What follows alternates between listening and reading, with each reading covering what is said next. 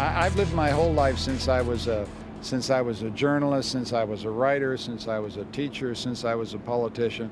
I work with a plan A. I don't have a plan B. My plan A is to earn the confidence of Canadians and when we have an election, become their prime minister. That's the plan A. That's the only plan I've got. And the story in the Toronto Star is absolutely, completely, and totally false.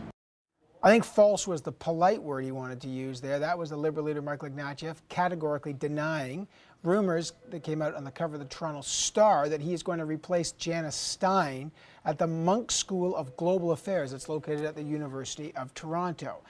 Jim Travers reported that today. What is behind this story? Jim Travers didn't name any real sources there. He just said source, didn't put names to it. Why would it come out just as Mr. Ignatieff begins a month-long bus tour of Canada?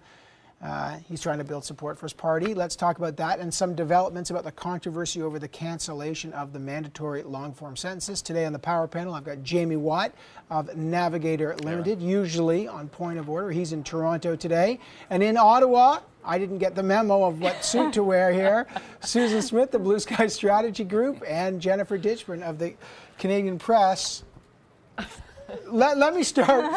Let's start with the Ignatieff story, and we'll get to the census. Susan Smith, what the heck is behind this? This is the cover of the Toronto Star saying he's looking at a fallback position. That's pretty damaging stuff. They went into full spin mode back, but knocked it off the message. What's going on here? Well, I think Mr. Ignatieff was pretty clear that he says the story was false as far as that goes.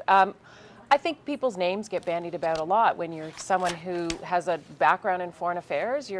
And organizations dream about who they would like to have. But it's clear to me that Mr. Ignatieff's on the bus. We saw him take off in the pouring rain from Parliament Hill. Jennifer was on the bus. And he's out to win the hearts and minds of Canadians by going across the country. The one other way to look at it is at least he's someone with a foreign affairs background that people would want to consider. Our current Prime Minister's foreign affairs experience consisted of his wife's post-university backpacking tour. So, wow. But the bottom line is Mr. Ignatieff's crossing the country and trying to win the votes of Canadians. I would like to go to Jennifer right away, but first I know Jamie's licking. You have to spin it the other way here. Jaime, what's your thought? What's behind this? If anything, is it just a nasty rumor, or is there something going on here? Well, I think there's actually two things that are not necessarily behind it, but I look at this from two perspectives. First, this time of the year, Evan, is not called the silly season for no reason, right?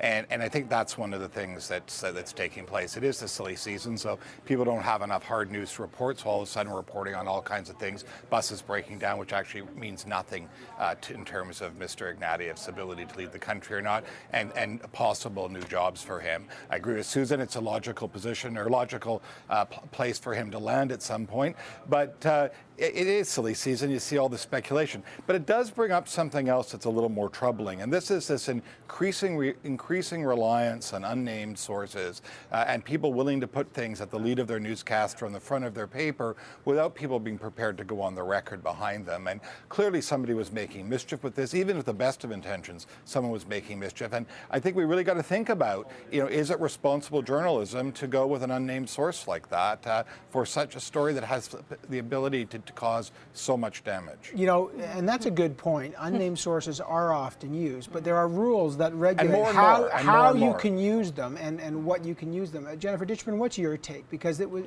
on the unnamed sources part of it? And the story itself emerging in this time. Well, the thing that I find most interesting about the story, and I trust Jim Travers as an excellent journalist who would have had more than one source on the story, and I would add that the Conservatives are probably the worst culprit in this town in terms of giving you information and telling you not to quote them, and they've put that edict on all the bureaucrats when they brief us.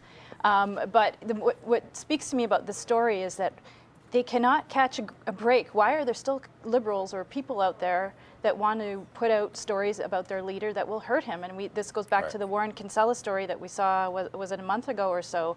This is about the Warren Kinsella, who used to kind of run the war room about the so-called coalition. That's right. Talks. A story that hurt Ignatieff.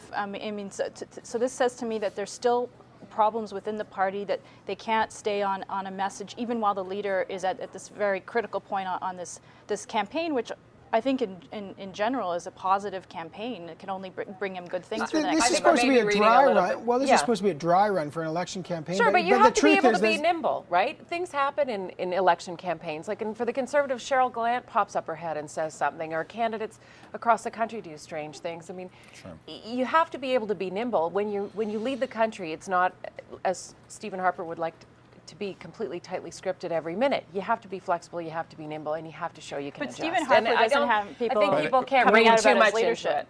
Stephen Harper just does not have people in his party sort of chipping away at questions of leadership. He might have people who are off base on critical questions of policy, but not about his actual leadership, and that's where the problems are for Ignatieff. Last word to you. But I think, Evan, Evan, you also have to ask yourself, why are these sort of what should be skirmishes or small things actually getting so much traction? And I agree, I'm sure Travers did have good sources for it, so that probably means someone is playing mischief.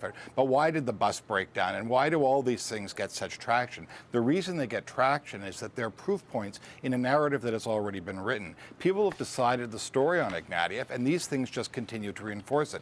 That's why they're getting the coverage there. That's why they're getting the traction there, and that's why they're as damaging as they are. He's got to figure out a way to rewrite that narrative, that meta story, and he's got to do it really fast, because until he does, all these small things, which in and of themselves mean nothing at all. For heaven's sakes, it wasn't his fault that his bus broke down, but that became a metaphor, and it became a proof statement for something else. That's why they're damaging. Well, right? and clearly the bus tour is an attempt to rewrite that narrative, and we'll see how it goes. I want to switch over to this census story. We covered it a lot yesterday, the long-form census, which is mandatory for people to fill out, of course, not just the short census. Now, a lot of reaction against Tony Clement, the Minister of Industry, who wants to abolish this thing.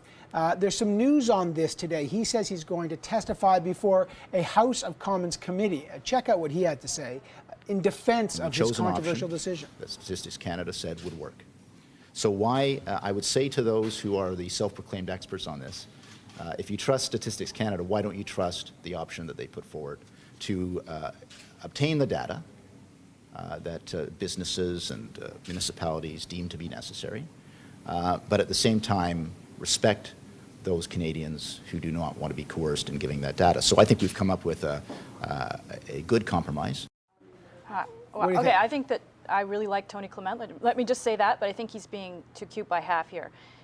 The cabinet said we want to make this change. Yeah. They told Statistics Canada, you make it happen. It wasn't like Statistics Canada said, hey, this is a great idea, let's just do this. No, they said you do it and you show us how we can do it. So he's there presenting this version of events that, well, I consulted with them and they say this is a great idea that won't have a big impact. This is fundamentally not true. What we saw today is a furthering of the opposition. And I have to say, Evan, I have never seen so much opposition to any policy brought forward by this Conservative government in 4 years. Health groups, evangelical groups, Jewish groups, you name it. The provinces, the municipalities, researchers, arts groups, Business groups. Okay, so I got a minute left here. Give me a clip on this. Does he have to reverse this? I think they need to reverse the decision. I think they're going to leave Canada bereft of the information we need going forward. We have no starting point to keep track of what we need to build our economies, our communities, and help people and get a sense of who we are as a country going forward. The Conservatives are going to have to change their minds on this. I want to do one thing on military procurement in the last minute, but Jamie, is this a misstep for the Conservatives? Do they really want to defend the abolishing of the mandatory long-form census?